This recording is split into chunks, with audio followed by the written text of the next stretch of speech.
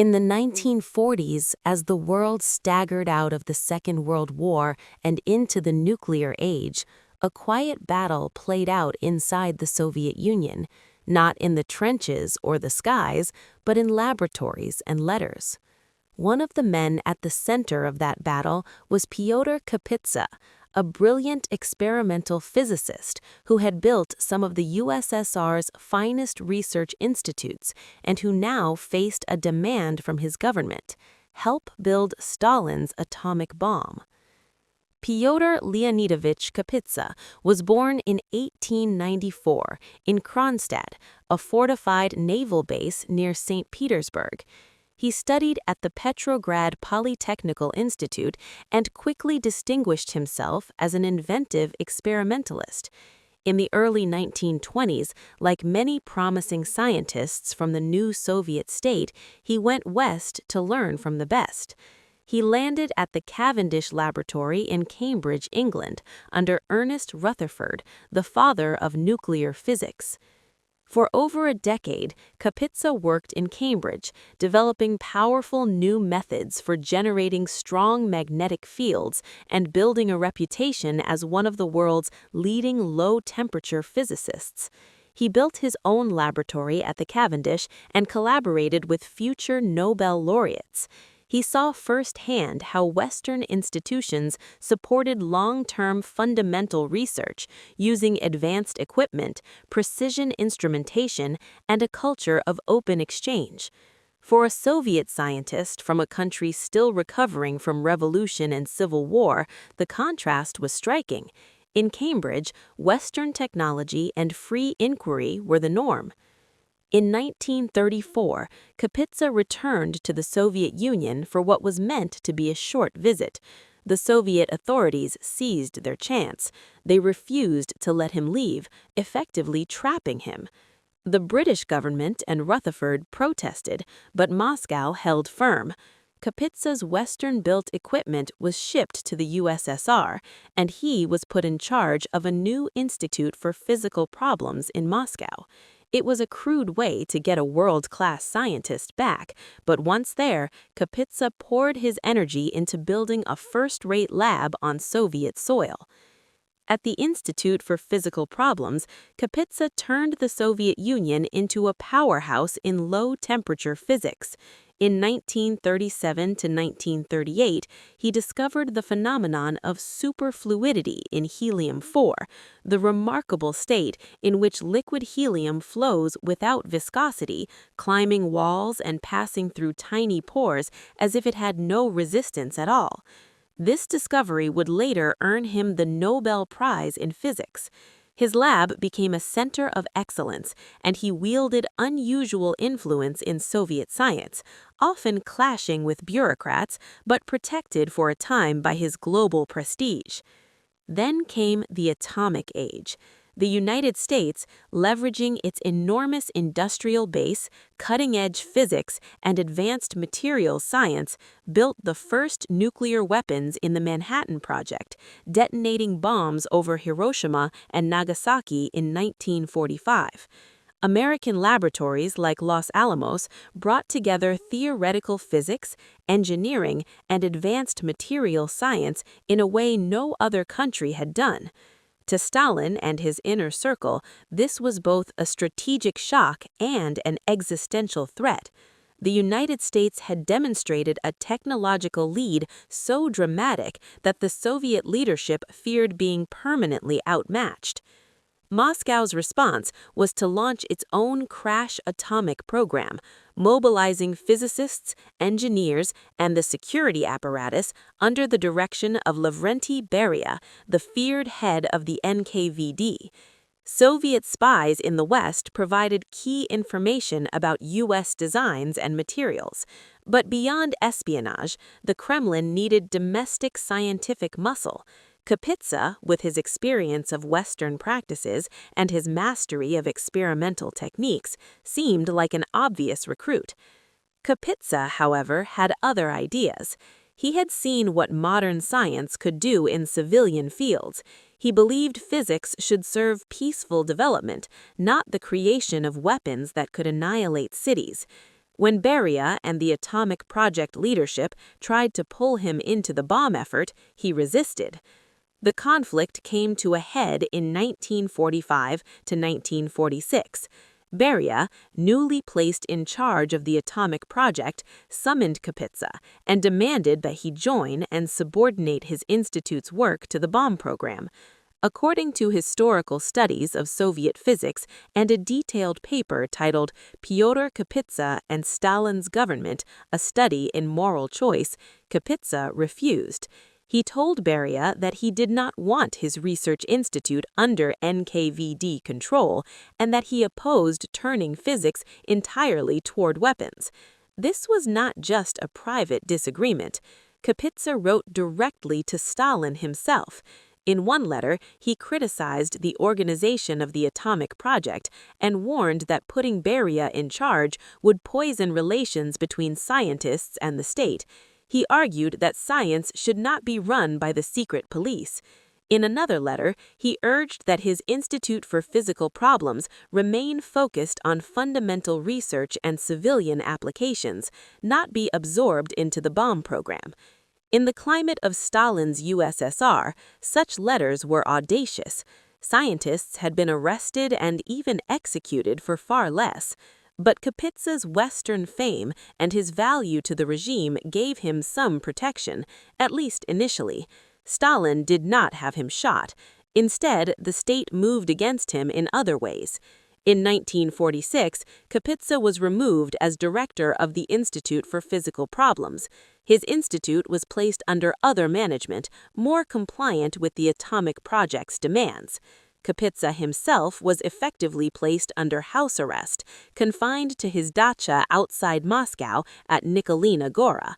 For years, he was barred from traveling abroad and cut off from the main currents of Soviet scientific life.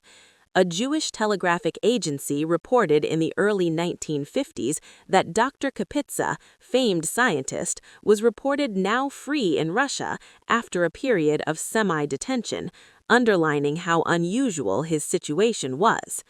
It is important to understand what this meant in Cold War terms. While American scientists had debated their own moral responsibilities, with figures like Oppenheimer later questioning nuclear arms, the U.S. system allowed open discussion, public hearings, and ultimately a shift toward arms control and non-proliferation. In the Soviet Union, those debates were driven underground. Kapitsa chose to make his objections known directly to Stalin, knowing that the state could respond with prison or worse. His refusal to work on nuclear weapons was an internal act of dissent that the Soviet system had no easy way to absorb. Even in enforced semi-isolation, Kapitsa did not abandon science.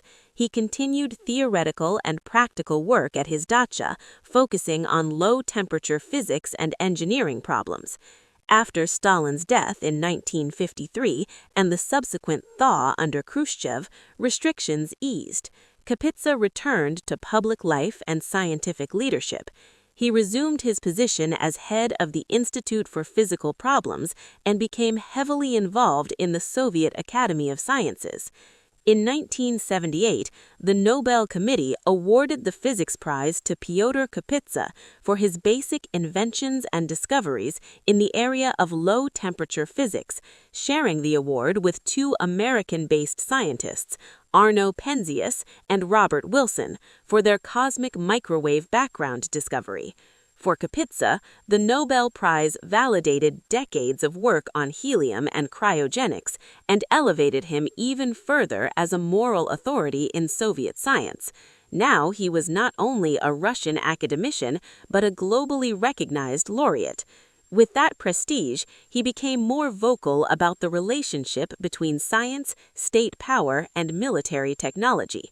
In essays and speeches, he argued for the necessity of maintaining independent scientific institutions and warned against subordinating research entirely to military goals. He criticized the bureaucratization and secrecy that had choked innovation. A 2026 piece summarizing his life described him as a scientist who refused to develop nuclear weapons for the Soviet Union, highlighting his moral stance as part of his legacy. Although he was not a political dissident in the Western sense, he remained a Soviet patriot and a member of the establishment. Kapitsa consistently used his position to push back when he thought the state overreached into science. He stood up for colleagues under pressure, advocated for more openness, and resisted new attempts to drag his institute into purely military work. In this sense, he embodied a kind of internal resistance to the way the Soviet security apparatus wanted to harness every field of expertise for the arms race. For American audiences, the Kapitsa story speaks to a deeper theme: how the Soviet system responded to the technological challenge posed by the United States and its allies. The Manhattan Project had demonstrated what a free, well-funded, and technologically advanced society could do when it mobilized its universities, industries, and scientists. The Soviet response, led by Stalin and Beria, leaned heavily on coercion, secrecy, and espionage. They built a bomb, successfully testing their first device in 1949, but they did so by pushing their scientific community into a militarized mold that many, like Kapitsa, found deeply troubling. Kapitsa's refusal to fully submit to that model stands in contrast to the more flexible, pluralistic environment American science operated in. In the U.S., scientists who opposed nuclear proliferation could form organizations, influence policy, and eventually shape treaties like the Partial Test Ban and the Non-Proliferation Treaty. In the USSR, opposition had to be coded in letters to Stalin, quiet acts of non-cooperation, and the use of moral authority in closed meetings. When Soviet leaders looked at the West's technological machine, from nuclear weapons to computers and aerospace, they saw a system that did not need to imprison its scientists to achieve breakthroughs. That contrast gnawed at them. Kapitsa's life extended beyond the Stalin era. He lived through Khrushchev, Brezhnev, and into the early 1980s, witnessing the rise of détente and the renewed tensions of the late Cold War. He remained an advocate for peaceful uses of atomic energy and for rational, humane governance of science. He argued that nuclear power should be harnessed for electricity and industry, not for ever more destructive weapons. He also supported international scientific cooperation, recognizing that in an era where American and Western European labs still led in many fields, isolating Soviet science was self-defeating. In his later years, he became a symbol in Western discussions about troubles with intellectuals in authoritarian regimes. Time and other outlets profiled him as an example of a Soviet intellectual who had navigated the dangers of Stalinism, preserved his integrity, and quietly resisted the militarization of his field. They contrasted his moral stance with the regime's heavy-handed attempts to keep up with the West through secret projects run by security services. From a narrative standpoint, the Kapitsa story allows you to put American technology and scientific freedom into sharp relief. On one side, you have the Soviet state, desperate to close the nuclear gap with the United States, leaning on figures like Beria, forced labor, and strict secrecy. On the other, you have an internal voice, a man who had seen how Western labs worked, who knew how far ahead they were in certain areas, and who refused to let his own work be completely consumed by the bomb program. You can imagine the frustration in the Kremlin. Here was a Nobel-level scientist, trained in Cambridge, capable of building world-class cryogenic systems and experimental setups that any Western lab would envy. The state wanted that talent turned fully toward matching American nuclear weaponry. Kapitsa said no.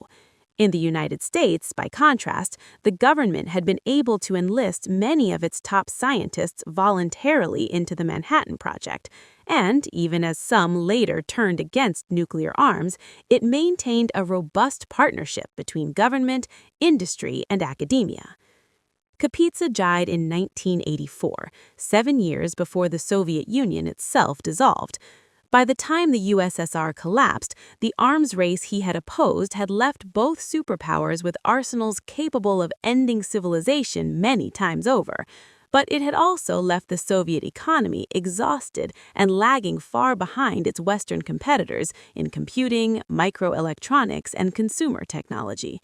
The technological gap that had driven Stalin to launch his bomb program in imitation of the United States had widened into a chasm in multiple sectors. Scientists like Kapitsa, who had advocated for peaceful development and warned against the over-militarization of research, were vindicated in hindsight.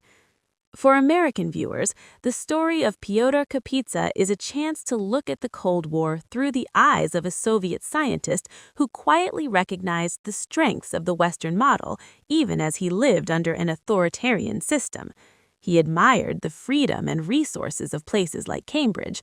He resisted attempts to turn his life's work into an arm of Stalin's bomb project.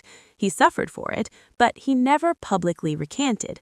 In the end, he won the Nobel Prize for peaceful discoveries, not for weapons, and used that platform to argue that science should serve humanity, not annihilate it. His story also underscores a broader truth about the Cold War, that the United States' greatest advantage was not only in missiles and warheads, but in the open, competitive, and innovative environment that produced them. When Soviet physicists like Kapitsa and later generations looked across the Iron Curtain, they saw not just a rival military machine, but a scientific ecosystem that, for all its flaws, allowed debate, dissent, and collaboration. The Soviet system tried to respond with secrecy, command, and coercion. In that contest, the side that did not have to imprison its Kapitsas had the deeper strength.